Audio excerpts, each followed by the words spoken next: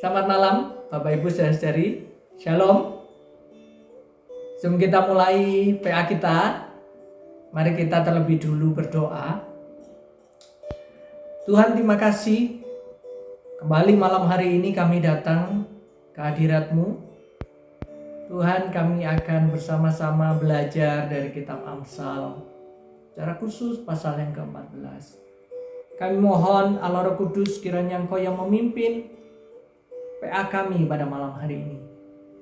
Tolong hamba-Mu dengan segala keterbatasannya, dan tolong kami semua ya Tuhan. Beri kami hikmat-Mu untuk kami boleh mengerti firman-Mu. Berbicaralah ya Tuhan, kami anak-anak-Mu siap untuk mendengar. Amin. Bersyukur kepada Tuhan, kita semua masih Tuhan izinkan untuk bisa kembali bertemu dan kembali belajar bersama-sama melalui firman Tuhan malam hari ini. Kita akan meneruskan PA kita pada bagian yang kedua dari pasal yang ke-14, yaitu pasal 14 ayat 19 sampai yang ke-35. Di ayat yang ke-19, penulis Amsal mengatakan bahwa orang jahat akan tunduk kepada orang yang lurus hati untuk mohon supaya dikasihani. Ketundukan orang jahat kepada orang benar ini menjadi tanda kemenangan. Kemenangan kebenaran atas kejahatan. Ini kita bisa temukan ayatnya di dalam Yesaya, misalkan ayat 60. Pasal 60 ayat 16. Ayat 14, maaf.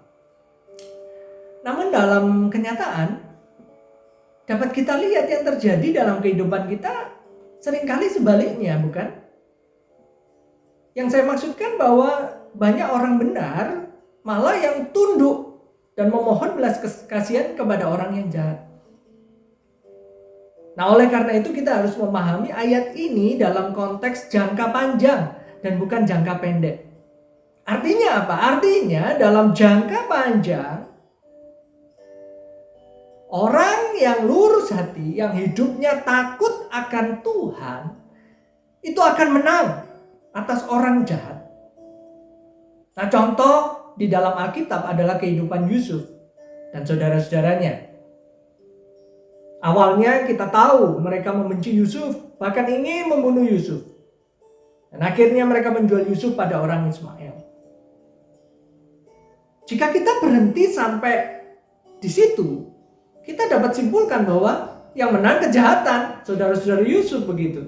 Namun ketika kita meneruskan membaca kisah ini, kita tahu bahwa akhirnya Yusuf menjadi penguasa di Mesir. Dan melalui Yusuf, hidup saudara-saudaranya itu bisa diselamatkan dari bahaya kelaparan. Seluruh keluarganya selamat, bahkan tidak hanya keluarga Yusuf. Yusuf menyelamatkan seluruh rakyat Mesir dan banyak bangsa-bangsa pada waktu itu.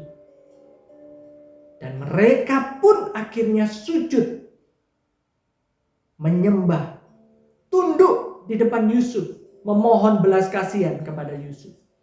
Ini yang dimaksud oleh penulis Amsal.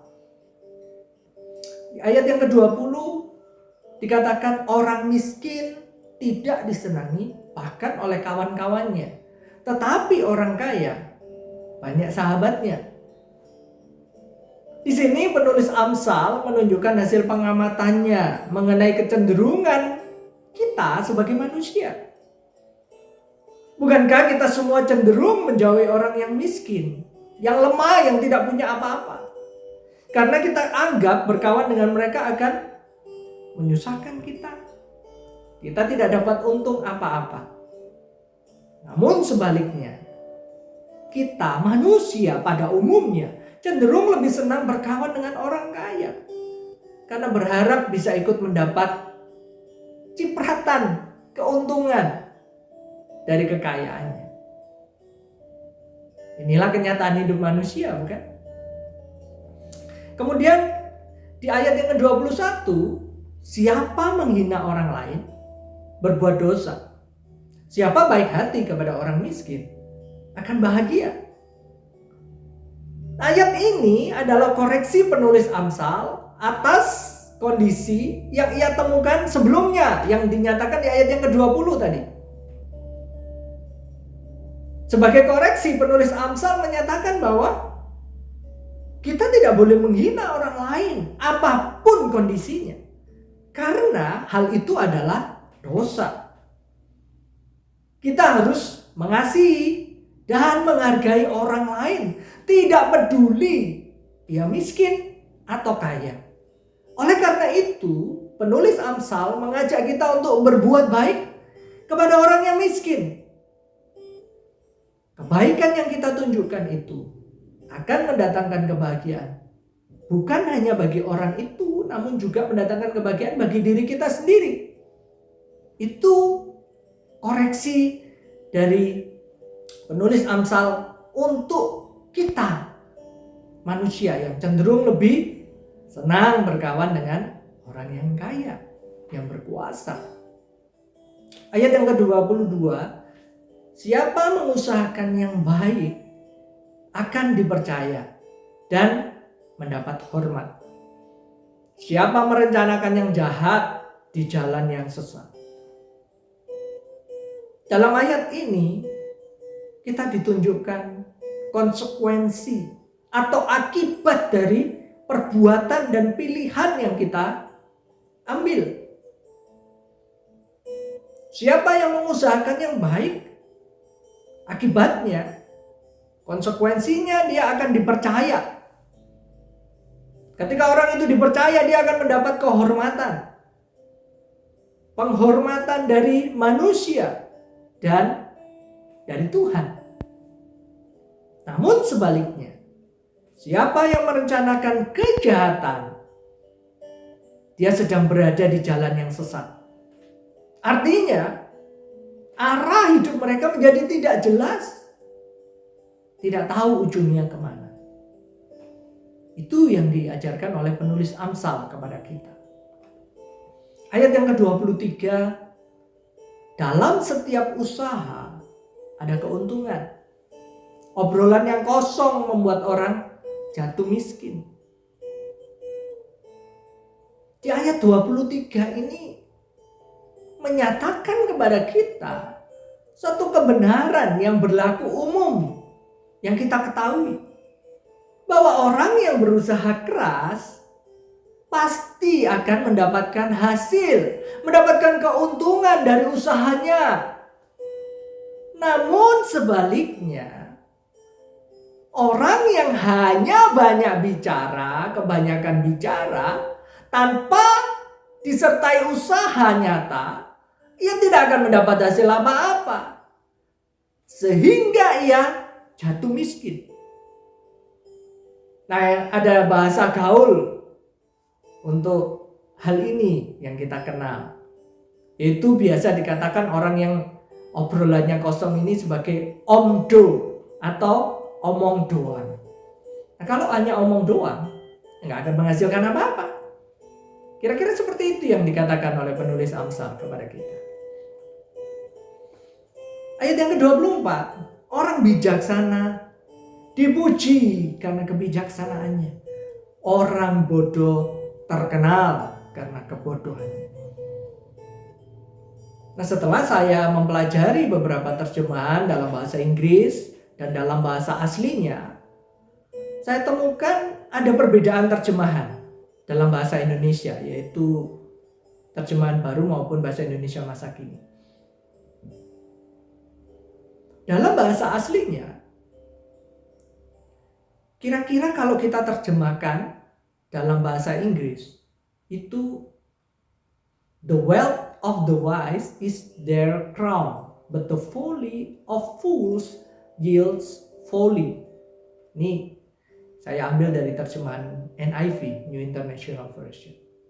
Nah, kalau kita terjemahkan dalam bahasa Indonesia, kira-kira terjemahannya demikian. Mahkota orang bijaksana adalah kekayaannya. Tapi kebodohan orang bodoh hanya menghasilkan kebodohan. Artinya apa? Artinya adalah ketika orang itu hidup bijaksana, berhikmat, ganjaran yang didapatkan orang itu, orang yang bijaksana, orang yang berhikmat adalah kekayaan. Yang mendapatkan ganjaran kekayaan atau materi. karena ia mengatur hidup dan pekerjaannya sedemikian rupa dengan berhikmat. Namun sebaliknya, akibat kebodohan dalam mengelola hidup dan pekerjaannya, ganjaran yang didapatkan orang bodoh hanyalah kebodohannya. Dia nggak dapat apa-apa. Ayat yang ke-25. Kalau seorang saksi berkata benar, ia menyelamatkan nyawa. Kalau ia berbohong, ia mengkhianati sesamanya. Sekali lagi, penulis Amsal menekankan peran penting seorang saksi dalam sebuah persidangan. Hal ini juga mengacu kepada yang ditekankan di dalam Taurat. Kita bisa lihat di dalam Keluaran, Ulangan. Kesaksian yang diberikan seseorang atau seorang saksi, kesaksiannya itu bisa menentukan hidup dan mati seseorang. Kalau seorang saksi itu berkata benar, ia akan menyelamatkan nyawa orang yang sedang diadili tersebut. Sebaliknya, seorang saksi dusta yang menyatakan kebohongan, ia akan mendatangkan putusan yang salah bagi orang yang sedang diadili.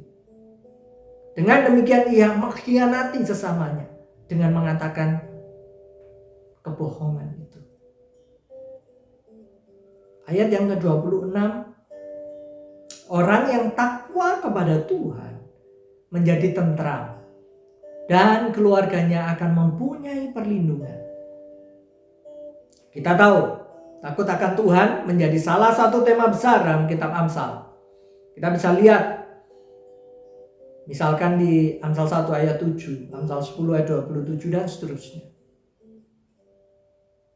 Takut akan Tuhan, tema besar dalam kitab ini. Dan secara khusus dalam ayat 26 ini penulis Amsal menunjukkan manfaat yang diperoleh orang yang takut akan Tuhan.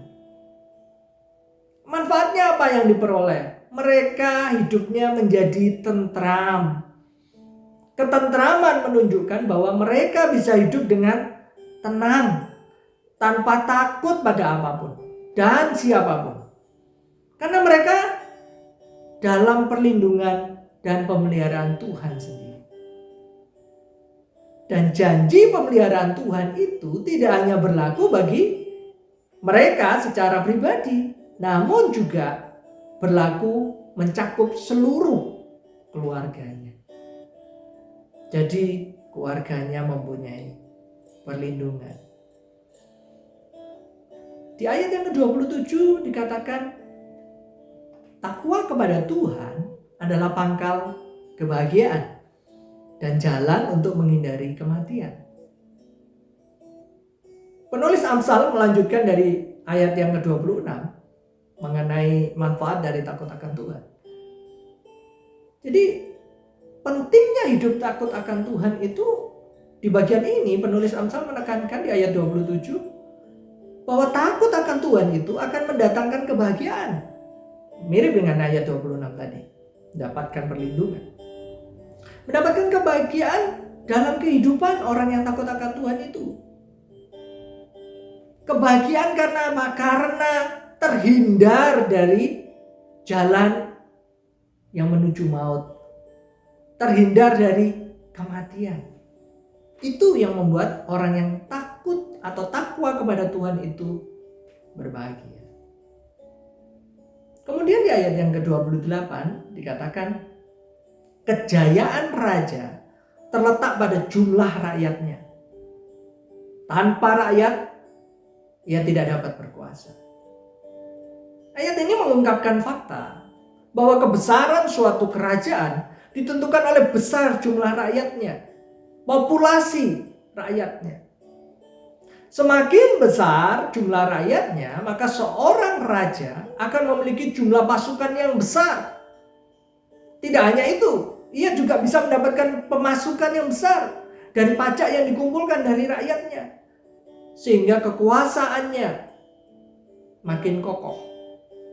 Namun sebaliknya, tanpa mendapat dukungan dari rakyat, ia tidak dapat berkuasa. Atau kekuasaannya akan jadi sia-sia karena tidak didukung oleh rakyatnya sendiri. Oleh karena itu, seorang raja harus memastikan kesejahteraan rakyatnya supaya mereka betah berada tinggal di wilayah kekuasaan raja tersebut. Dan ketika rakyat sejahtera, maka rakyat itu akan mendukung pemerintahannya. Kita lanjut di ayat yang ke-29. Orang bijaksana tidak cepat marah. Orang bodoh tidak dapat menahan dirinya. Dalam ayat ini kita ditunjukkan bagaimana seharusnya orang mengendalikan diri. Nah, orang yang bijaksana, dia akan dapat mengendalikan dirinya dengan baik. Ia tidak mudah marah, sekalipun dalam kondisi tertekan, sekalipun dalam kondisi yang sulit. Orang yang bijaksana, ia tidak gegabah. Ia berpikir panjang terlebih dulu sebelum melakukan sesuatu. Kalaupun harus mengungkapkan kemarahannya, orang yang bijaksana, ia akan mengungkapkannya di saat yang tepat. Namun sebaliknya, orang yang bodoh tidak dapat mengendalikan diri dengan baik. Ia akan cepat bereaksi dengan kondisi yang ada. Ia tidak berpikir panjang sebelum mengungkapkan kemarahannya. Langsung marah, langsung bereaksi. Berpikir belakangan. Di ayat yang ke-30, penulis Amsal mengatakan, hati yang tenang menyehatkan badan. Iri hati bagaikan penyakit yang mematikan. Di sini penulis Amsal mengajarkan kepada kita satu kondisi yang dalam dunia medis itu disebut psikosomatis. Apa artinya psikosomatis? Psikosomatis itu adalah penyakit yang melibatkan pikiran dan tubuh. Artinya, kondisi mental yang kurang baik akan mempengaruhi tubuh seseorang hingga memicu penyakit atau memperparah penyakit yang sudah ada dalam diri orang itu. Jadi, hati yang tenang, tidak ada beban, itu akan membuat badan sehat. Sebaliknya, kondisi hati yang dipenuhi iri hati itu akan membuat hidup tidak tenang. Akibatnya berdampak terhadap tubuh. Dampaknya tentu dampak negatif, dampak yang buruk seperti tadi yang sudah saya jelaskan mengenai psikosomatis. Ketika hatinya tidak tenang karena iri hati, itu bisa menyebabkan munculnya penyakit tertentu atau memperparah penyakit yang sudah ada di dalam dirinya. Bahkan tidak jarang bisa sampai mematikan akibatnya. Ayat yang ke-31. Siapa berbuat baik kepada orang miskin, menghormati Allah. Siapa menindas orang lemah, menghina pencipta.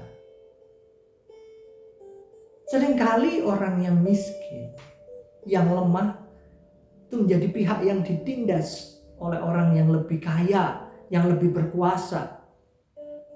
Ajakan untuk mengasihi dan berbuat baik kepada orang yang miskin adalah salah satu ajakan yang ditekankan di dalam kitab Amsal. Kita bisa perhatikan ini di dalam Amsal 11 ayat 24, Amsal 28 ayat 27, Amsal 29 ayat 7 dan seterusnya.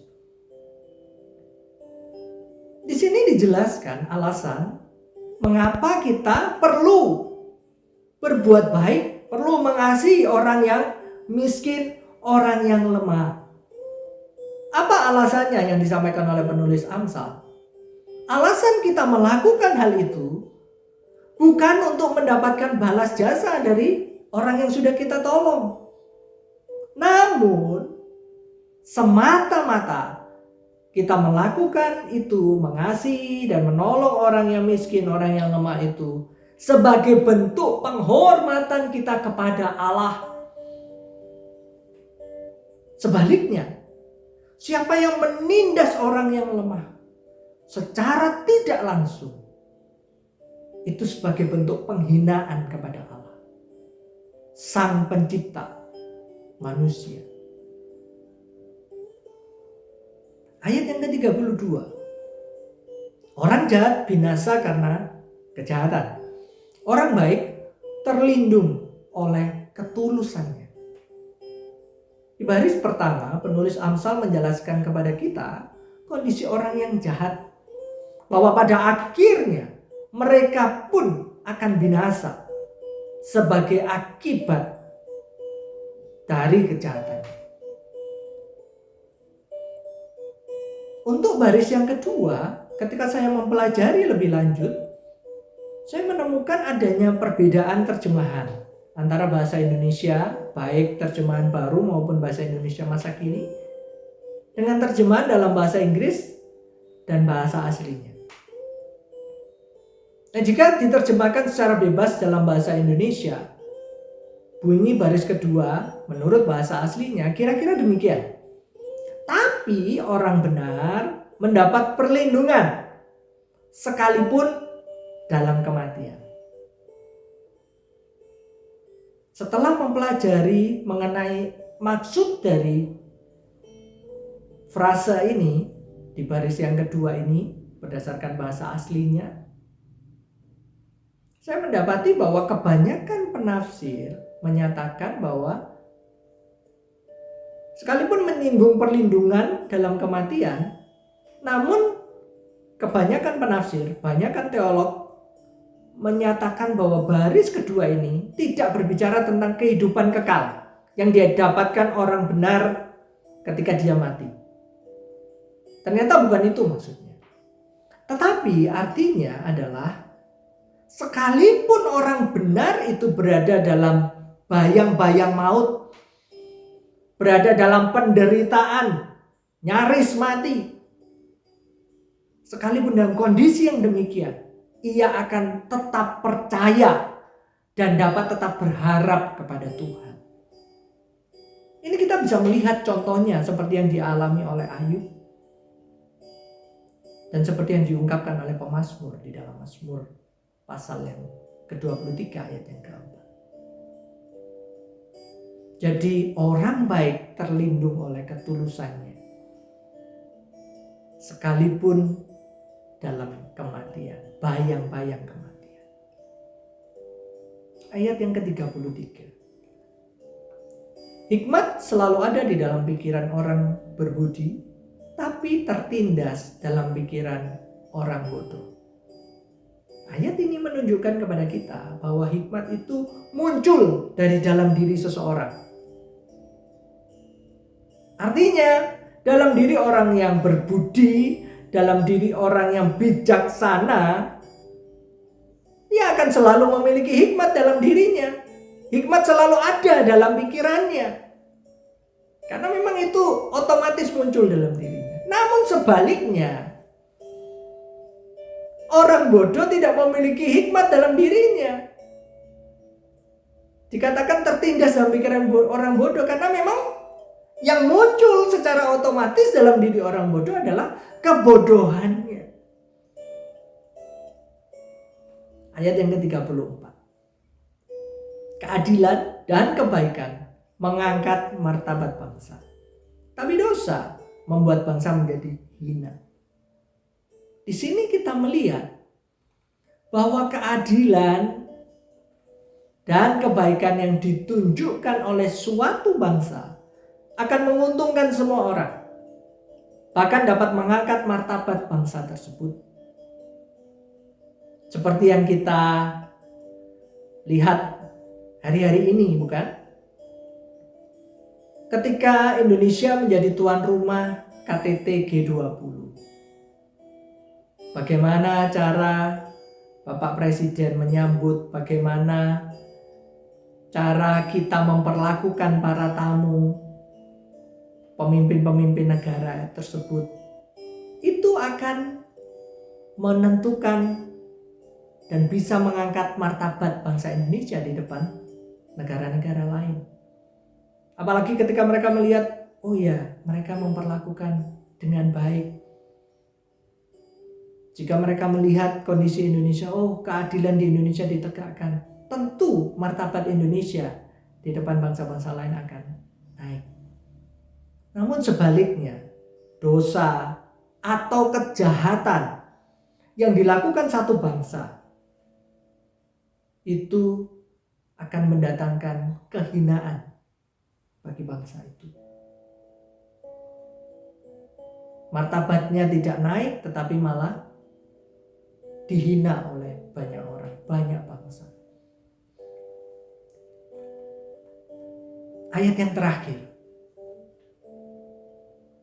Raja senang kepada pegawai yang cakap, tapi ia marah kepada pegawai yang tidak dapat menjalankan tugas.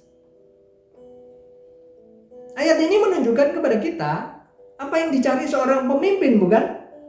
Seorang pemimpin mencari anak buah atau pegawai yang cakap,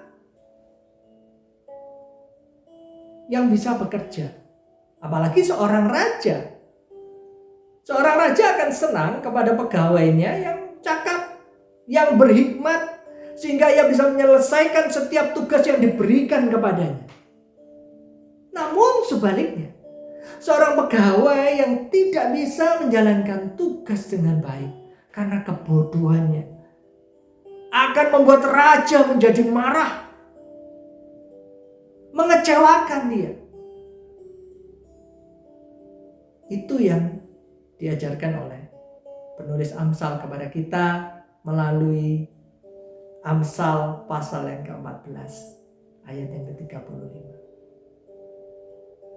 Kalau begitu, setelah kita belajar mulai ayat 19 sampai ayat ke-35 ini, apa yang bisa kita simpulkan dan apa yang bisa kita sama-sama coba lakukan sebagai aplikasinya? Yang pertama, mari kita jalani hidup ini dengan berhikmat. Menjalani hidup tidak hanya untuk saat ini saja, tapi kita berpikir panjang untuk masa depan. Sehingga semua tindakan dan keputusan kita itu dibuat dengan pertimbangan yang matang, tidak sembrono. Kita juga harus berpikir panjang dalam menanggapi apapun yang terjadi dalam hidup kita. Tidak mudah marah, tidak gerusa-gerusu dalam bertindak. Mari kita belajar melakukan hal ini. Dan yang kedua, mari kita belajar mengasihi semua orang tanpa melihat latar belakangnya. Kaya, miskin, kulit putih, kulit hitam, dari suku A, suku B. Kita mengasihi semua orang tanpa melihat latar belakangnya. Kenapa? Karena kita semua adalah ciptaan Tuhan. Sekali lagi kita mengasihi semua manusia sebagai bentuk penghormatan kita kepada Tuhan. Secara khusus, mari belajar menunjukkan kasih dan perhatian kita kepada orang yang miskin dan lemah. Sebagai bentuk penghormatan kita kepada Allah. Seperti yang Yesus sendiri ajarkan di dalam Matius 25 ayat 31 sampai 46. Apapun yang kita lakukan kepada saudara-saudara kita yang miskin dan lemah, kita melakukannya untuk Tuhan. Amin. Mari kita berdoa. Tuhan, terima kasih atas penyertaan-Mu. Terima kasih untuk pertolongan-Mu dalam PA kami malam ini. Kembali Tuhan, Kau mengingatkan kami untuk berhikmat di dalam menjalani kehidupan kami. Mampukan kami ya Tuhan. Allah Roh Kudus, kiranya Engkau yang terus menganugerahkan hikmat surgawi kepada kami, menuntun hidup kami. Dan Tuhan mampukan kami juga untuk mengasihi saudara-saudara kami tanpa membedakan latar belakang mereka. Secara khusus mengasihi saudara-saudara kami yang dalam kondisi miskin dan lemah. Karena itu yang Kau kehendaki bagi kami, anak-anak-Mu. Terima kasih ya Tuhan untuk malam ini. Dalam nama Tuhan Yesus kami berdoa dan bersyukur. Amin.